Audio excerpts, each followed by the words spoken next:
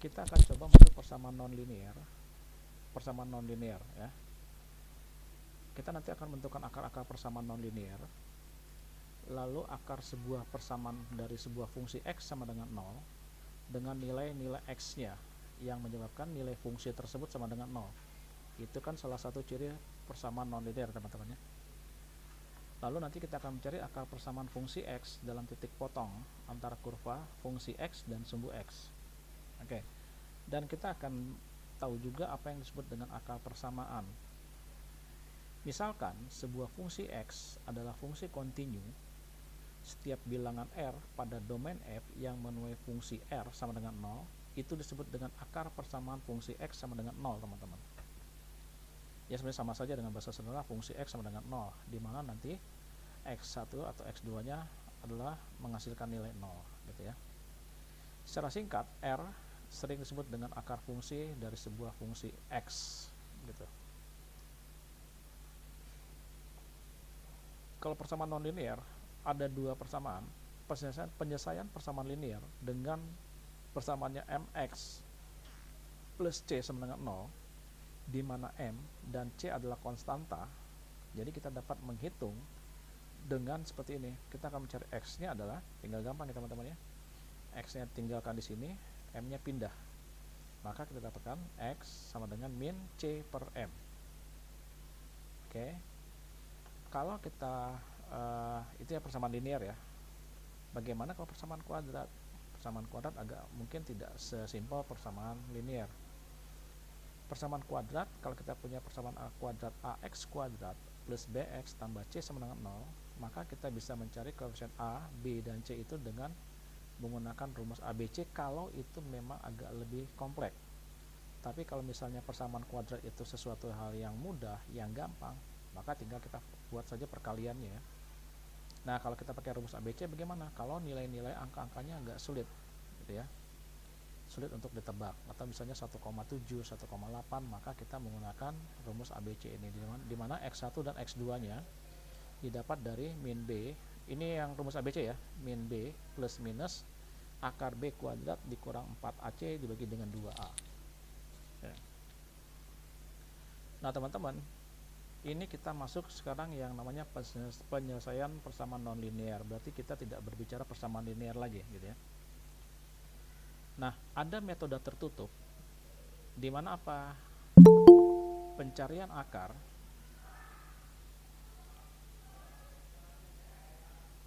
ya. Pencarian akar persamaan nonlinear dilakukan dengan mencari akar yang berasal pada selang, teman-teman, atau interval a dan b. Artinya gini, teman-teman. Kita mencari sebuah variabel x, akar persamaannya ya. Kita tentukan dulu nih, kita kasih batasannya dari batasan paling kiri dan batasan paling kanan, supaya apa? Kita akan ketemu dan akan kita kecilkan daerah itu sampai ketemu si x itu gitu ya. Nanti pada contoh kasusnya kita akan bisa melihat lebih jelasnya. Metode tertutup atau bracketing method selalu dapat menemukan, dikatakan apa? Selalu dapat, teman-teman, dapat menemukan akar, karena pada selang AB tadi yang kita buat seperti penyekatnya itu telah dipastikan berisi minimal satu akar. Jadi kalau kita tutup dengan A, kirinya bagian A dan kanannya adalah poin B, maka antara dan A dan B itu sudah pasti, dikatakan sudah pasti terdapat minimal satu akar penyelesaiannya.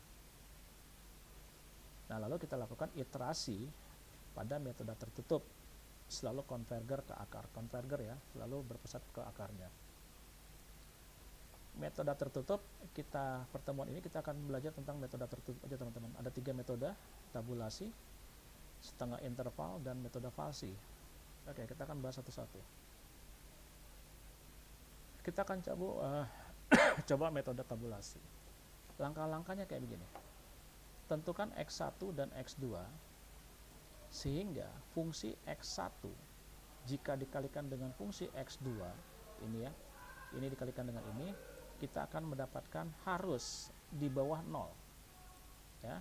Artinya pada saat kita tentukan dulu ya, kita tentukannya bebas, teman-teman ya, tidak bebas saja angka-angkanya, x1 nya berapa, x2 nya berapa. Tetapi Setelah X1 dan X2 nya kita tentukan, lalu kita masukkan kepada fungsi X1 dan fungsi X2, lalu dikalikan, hasilnya harus menghasilkan nilai negatif.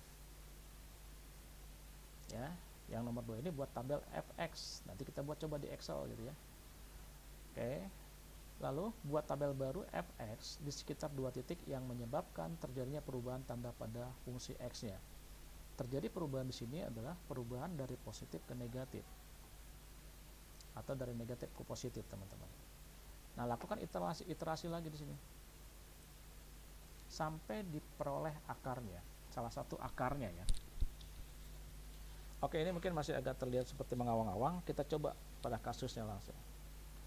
Contoh, tentukan akar dari fungsi x sama dengan x pangkat 3 tambah 3x minus 5. Berapa sih salah satu akarnya teh, gitu ya. Oke, tadi ini masih pada soal x pangkat 3 tambah 3x minus 5. Tentukan salah satu akarnya nih katanya. Penyelesaiannya, teman-teman, dikatakan tadi apa? Tentukan angka x1 dan x2 nya bebas, sehingga pada saat kita masukkan pada fungsi ini ya, pada fungsi ini, maka hasilnya harus apa? X yang satu, fungsi x yang pertama, hasilnya jika dikalikan dengan fungsi x yang kedua, itu harus mendapatkan angka yang negatif ya, harus mendapatkan nilai yang negatif. Oke, gini deh, kita ambil contoh yang x1 nya 0, x2 nya sama dengan 1, maka diperoleh berapa gitu ya. Oke, kita cari dulu teman-teman yang ini ya, f fungsi x yang 1, x nya kan 0, yang 0 ini masukkan nih teman-teman, x pangkat 3 tambah 3x minus 5, berarti 0 pangkat 3 kan 0 ya, berarti 0 pangkat 3 tambah 3 kali 0 minus 5, maka fungsi f0 atau fx yang pertama itu kedapatkan minus 5 kalau x1 nya 0. Oke, kita masukin x2, kan kita harus menentukan dua angka, x1 dan x2. Kalau kita masukin x2, maka fungsi yang satu ini, x2 nya sama dengan 1 gitu ya, maka kita masukkan pada fungsi f1 sama dengan x nya kita ganti dengan 1 pangkat 3, tadi kan 0, sekarang 1 pangkat 3 tambah 3 kali 1 dikurang 5 sesuai dengan fungsi ini, maka kita dapatkan minus 1. Oke, berarti fx1 kita dapatkan adalah minus 5 ya, minus 5. Lalu fx2, x2 nya 1, maka kita dapatkan minus 1. Maka kalau dikatakan fungsi x1 dikalikan dengan fungsi x2 harus kurang dari 0. Tapi apa faktanya? Minus 5 kali minus 1. Hasilnya adalah 5, teman-teman. Artinya tidak menyalahi aturan ya. Berarti menyalahi aturan karena dia lebih besar daripada 0. Karena f0, tadi penentuan kita adalah kita coba 0 dan 1. Maka f0 dan f1 lebih besar mana 0, maka pemilihan x1 sama dengan 0 ini tidak bisa dilakukan, teman-teman. Berarti untuk angka x0 dan x2 nya sama dengan 1, maka adalah salah, tidak mengikuti kaidah yang ini. Paham ya teman-teman ya? Maka kita harus menggunakan pemisalan lain. Oke, tadi kan x1 nya 0, x2 nya 1. Kita ganti deh, x1 nya kita buat, kita coba ya sekarang, x1 nya adalah 0, tetap 0, dan x2 nya itu adalah 2. Kita coba, tadi kan 0 dan 1 ya, tadi 0 dan 1, sekarang adalah 0 dan 2, maka diperoleh, masukkan lagi fungsi yang pertama, x pangkat 3 berarti 0 pangkat 3 tambah 3x, 3 kali 0 dikurang 5, kita dapat adalah minus 5.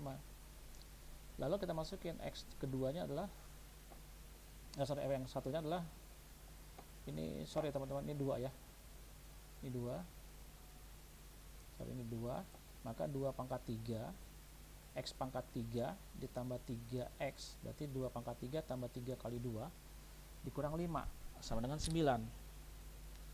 Hasil F0 dan F2 itu kalau dikalikan, ya, ini adalah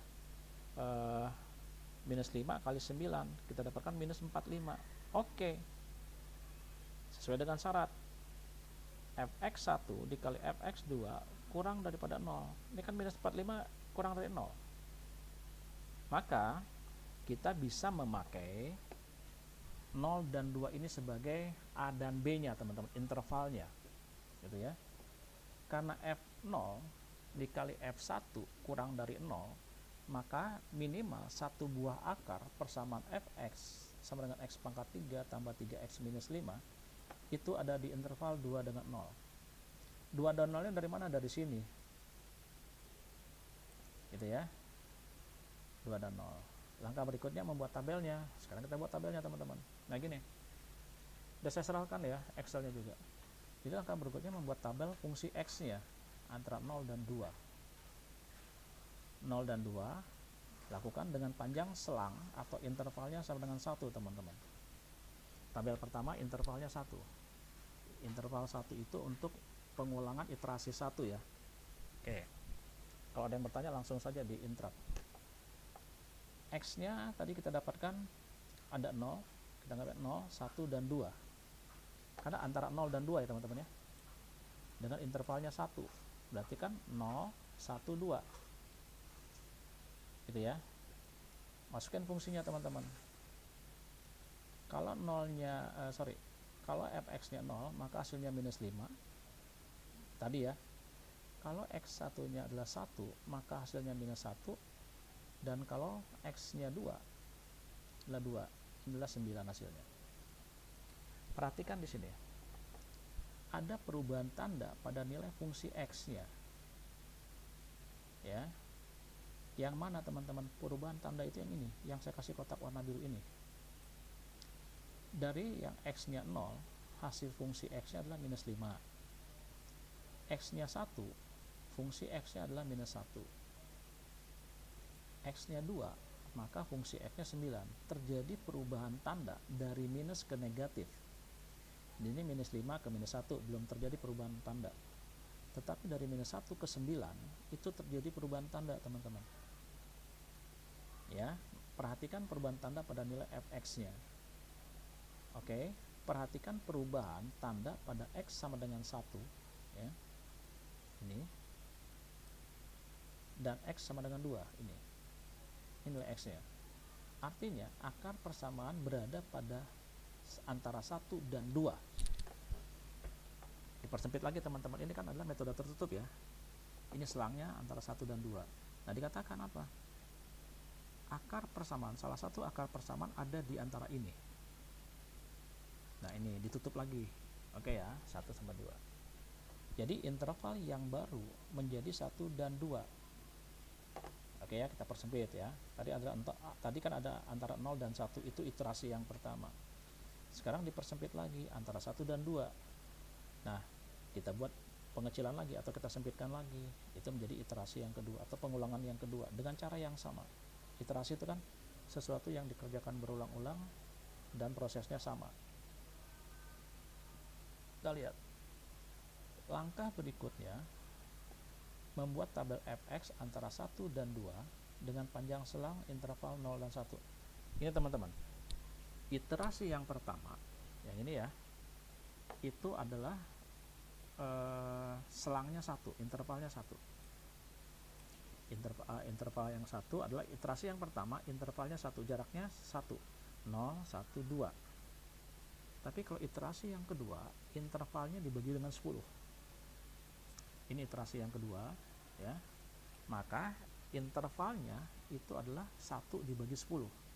Berarti 0,1. Maka lihat, selangnya antara 1, oke ya, 1. Ini satunya di sini. Tabelnya sudah saya siapkan di Excel. Lalu ini interval yang keduanya adalah 2. Ini 2. Oke ya. Intervalnya sekarang 0,1. Berarti apa? Dari 1 ke 2 itu ada berapa interval? Kita lihat saja. 1 tambah 0,1, 1,1. 1,1 tambah 0,1, 1,2. Begitu seterusnya sampai ketemu dengan angka 2. Sampai sini bisa dipahami nggak, teman-teman? Hampa aman. Ya, aman ya. Nah, gitu. Kita masukin. Sekarang kita lihat. Lalu, angka-angka X ini tinggal dimasukkan kepada fungsi ini, teman-teman. Kalau X-nya 1, maka fungsi X atau fungsi X pangkat 3 tambah 3X minus 5, kalau kita hitung X-nya 1, maka menghasilkan minus 1. Nanti cari di Excel ya, lebih cepat ya. Lalu pada saat X-nya 1,1, maka kita masukkan lagi ke fungsi X-nya.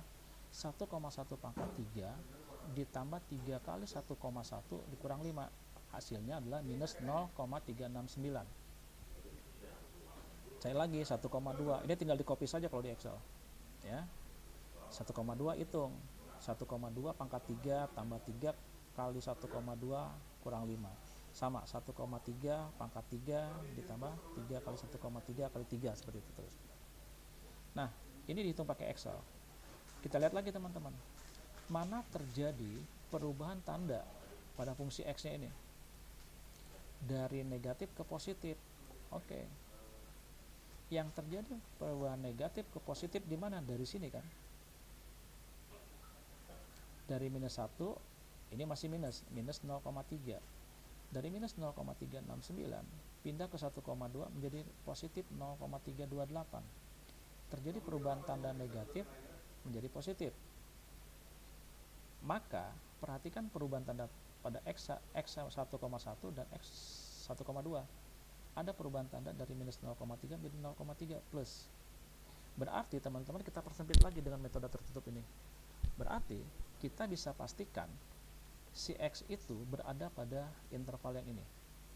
Tadi kan antara 0 dan 2 gitu ya. 0 dan 2. Terus dipersempit lagi. 0,2 jadi 1, antara 1 dan 2. Sekarang dari 1 dan 2 dipersempit lagi nih.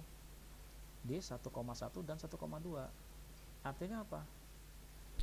Si salah satu akarnya pasti ada di antara 1,1 dan 1,2, teman-teman. Nah, ini kita lakukan berulang-ulang dengan proses yang sama dengan menggunakan iterasi. Nah, ini kan udah iterasi kedua. Nah, teman-teman, kita harus berhenti di mana, Pak, supaya menentukan si akar persamaan itu? Kita berhenti menghitung pada saat si angka mendekati angka 0, teman-teman. Atau minimal 3 digit di belakang komanya adalah 0,0, jadi gini, 0,00000 gitu. Ya, mendekati angka 0. Pada saat ketemu seperti itu, stop, iterasinya stop. Kita sudah ketemu akarnya. Oke, ini belum ketemu ya, karena masih 0,3, masih jauh. Kita masuk pada iterasi yang ketiga.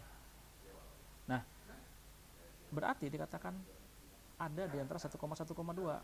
Jadi interval yang baru menjadi ini. Disepersempit lagi. Asalnya 0 sampai 2, 1 sampai 2, sekarang 1,1 sampai 1,2. Sekarang gimana lagi? Sekarang dari 1,1 ke 1,2 di sini nih. Masuk pada iterasi yang ketiga. Yang ketiga, intervalnya jadi berapa, Pak? Dibagi 0,1 bagi 10. Nah, ini sekarang intervalnya ini. Interval pertama 1, interval kedua 0,1, interval ketiga 0,01. Seperti itu. Oke. Ya. Berarti teman-teman apa? Iterasi yang ketiga tadi dikatakan di sini kan, antara 1,1 dan 1,2. Berarti yang paling kiri 1,1, paling kanan 1,2. Intervalnya berapa? 0,01. 0,1 dibagi 10. Ya. Maka tinggal tambahkan saja 1,1 ditambah 0,01 jadi 1,11. 1,11 ditambah 0,01 1,12 sampai dengan 1,2 ini. Hitung lagi teman-teman. Berulang. Ya, fx-nya dimasukin lagi. Maka kita akan temu ada perubahan tanda dari negatif ke positif. Di sini ya, ini masih negatif. Ya, ini masih negatif. Setelah di 1,15 ke 1,16 ini menjadi positif. Betul ya? Nah, berarti apa teman-teman? Perhatikan perubahan tanda. Nah, sini yang tanda nih. Nah, ini. Jadi interval baru menjadi 1,15 yang ini. Bagian kirinya, bagian kanannya di sini. Ya, masuk iterasi keempat. Pak, kok masih ada iterasi keempat? Iya. Ini kan masih jauh dari 0, teman-teman. Kan diharapkan iterasi berhenti pada saat dia mendekati angka 0. Atau di belakang koma ada 3 digit angka 0, teman-teman. Oke, masuk ke iterasi keempat. Oke ya, paling kiri di sini, paling kanan ini. Ya, masuk iterasi keempat. 0,1 dibagi 10 lagi nanti. Oke.